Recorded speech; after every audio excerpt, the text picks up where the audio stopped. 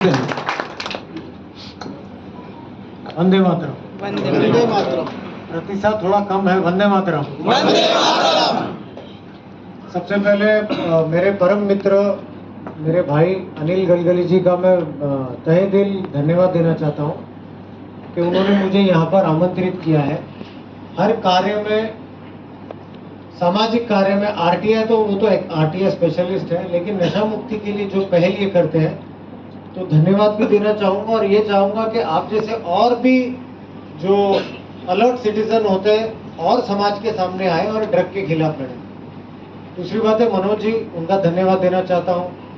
हमारे जो local corporator है कल्पना जी, उनका धन्यवाद देना चाहता हूँ यहाँ पर आने के लिए और इस विषय का सीरियसनेस बताने के लिए आप लोगों के बीच। हमारे जो प्रोफेसर मिश्रा जी तिवारी जी, मुकेश तिवारी जी, मैं सच में चकित हूँ कि आपकी नॉलेज ड्रग्स के बारे में, मैं जो बोलना चाह रहा हूँ आपने आपके इंट्रोडक्शन में ही कह दिया है, आपके अपने व्याख्यान में ही लोगों को कह दिया है। तो आपका भी धन्यवाद देना चाहूँगा क्योंकि आपकी नॉलेज बेस काफी अच्छी है इस विषय में। सबसे पहले तो आप लोगों को ये कहना चाहूँगा मैं कि हम लोग ड्रग्स के बारे में बात करते हैं, ड्रग्स के विषय के बारे में बात करते हैं, व्याख्यान होते हैं, इंस्टाग्राम पे रील्स देखते हैं, पेपर में पढ़ते हैं, क्राइम के बारे में देखते हैं, लेकिन अमूमन तौर पे हम लोग ये नहीं जानते कि ड्रग्स होता क्या है। सबको पता है ड्रग्स हानिकारक है, सबको पता है ड्रग्स बच्चों के लिए हानिकारक है, युवक के लिए हानिकारक है, लेकिन ड्रग्स का मतलब क्या होता है? पालक, माता पिता वर्ग काफी चिंतित होते हैं, जैसे हमारे प्रोफेसर साहब ने अभी बताया, पीर प्रेशर होता है, ग्रुप में प्रेशर होता है, लेकिन ज्यादातर लोगों को पता नहीं ड्रग्स क्या होता है। तो मैं ये संक्षिप्त में आप लोगों को 2-4 प्रकार के जो आपके इलाके में वसई विरार नाला सुपारा में जो प्रभावित कर रहे हैं उनके बारे में मैं आपको थोड़े से शॉर्ट में बताऊंगा। जब मैं एनसीबी में कार्यरत था तो इस इलाके में काफी रेड्स, काफी एक्शन हुए थे।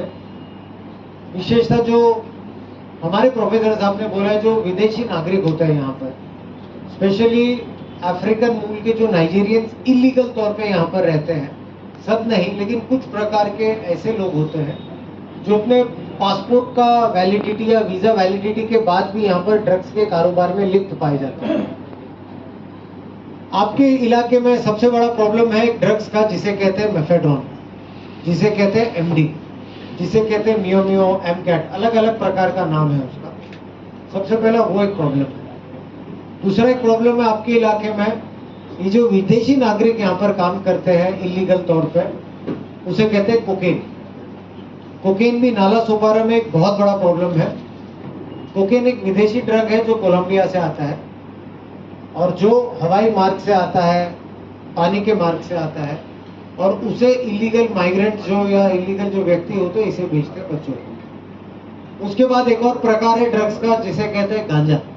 हम लोग सब सुनते हैं गांजा क्या होता है, लेकिन एक और अलग प्रकार है गांजा का जिसे कहते हैं हाइड्रोपोनिक वीड, ये भी फॉरेन से आता है।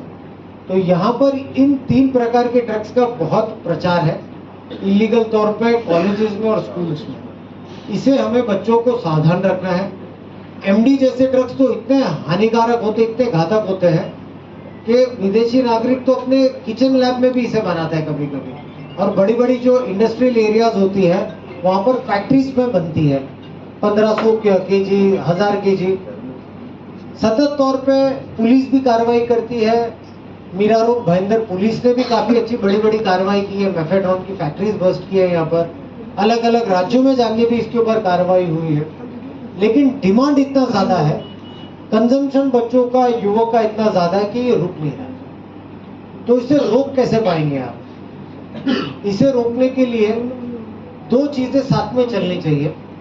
एक तो लॉ इम्प्लीमेंटेशन, जो पुलिस अपना काम कर रही है, continue zero tolerance of drugs, एक तो वो, और दूसरी बात है जो हम लोग आज रविवार के दिन यहाँ पर बैठे हुए, अवेयरनेस जिसे कहते हैं, नशा मुक्ति का अवेयरनेस, तो ये भी बहुत जरूरी है क्योंकि लोगों को पता तो चलना चाहिए ड्रग्स कौन सा होता है और क्या करना चाहिए। अवेयरनेस और लॉ इम्प्लीमेंटेशन अगर साथ में हो जाएगा तभी हम इसे रोक पाएंगे।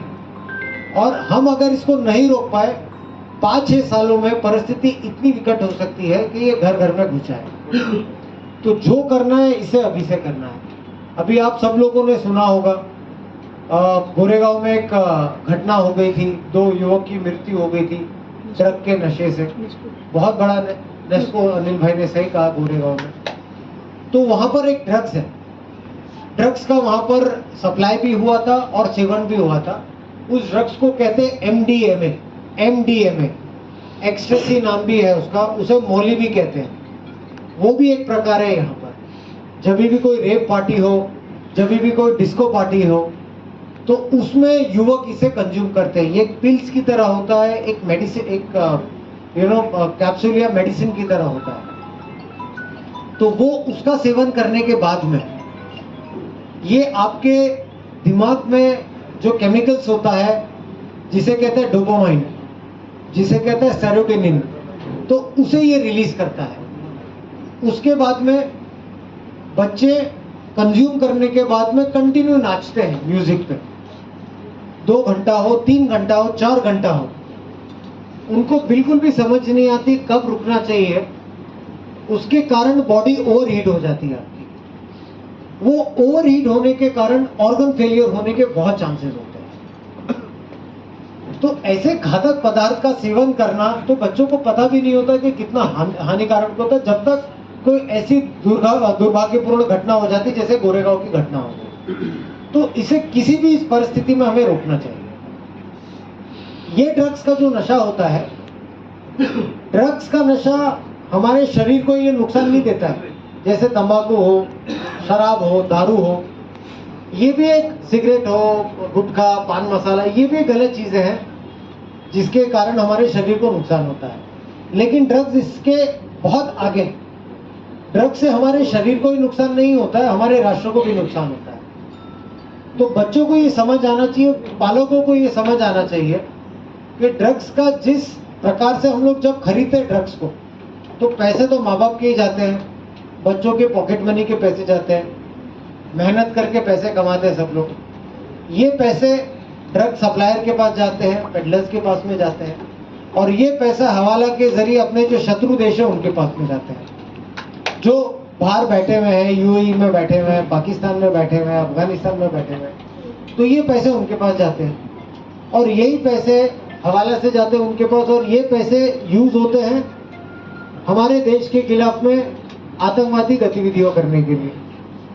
पुलिस पे अटैक, आर्मी पे अटैक, लॉ एनफोर्समेंट पे अटैक, बम धमाके, ऐसे जो टेररिस्ट काम होते हैं, तो हमारे ही पैसे हमारे खिलाफ यूज होते हैं।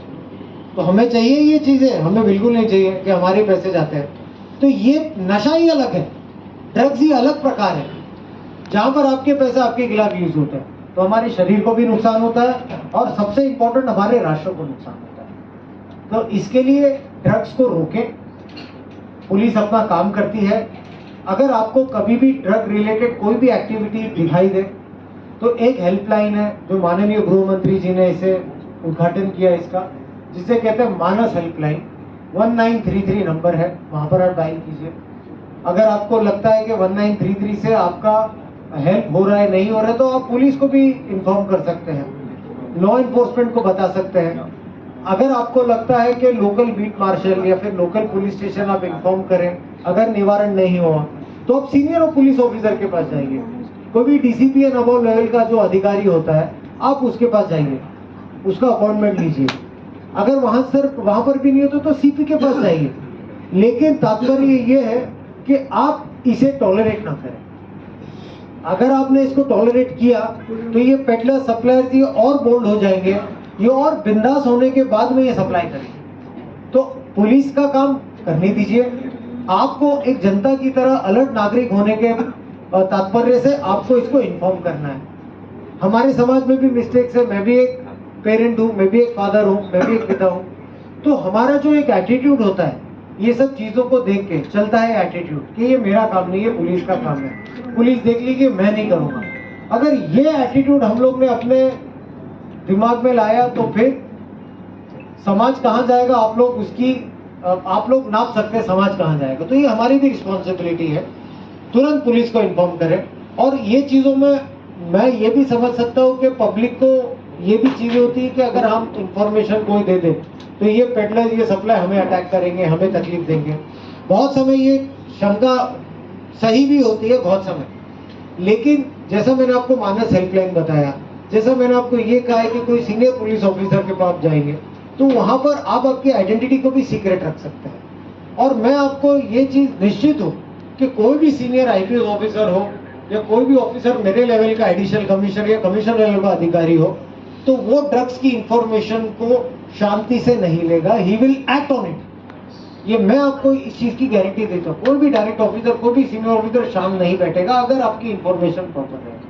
तो आगे बढ़िए, पुलिस को इन्फॉर्म कीजिए, लॉ एनफोर्समेंट को इन्फॉर्म कीजिए, और ये ड्रग्स के सप्लाई की रीढ़ की हड्डी तोड़ी है।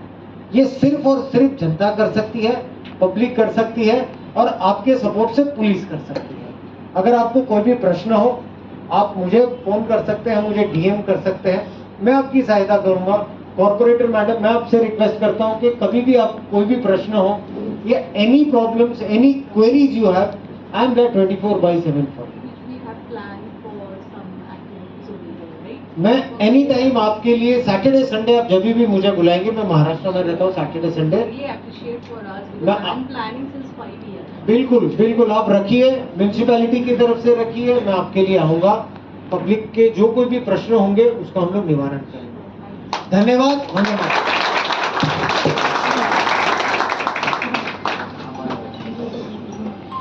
धन्यवाद सर।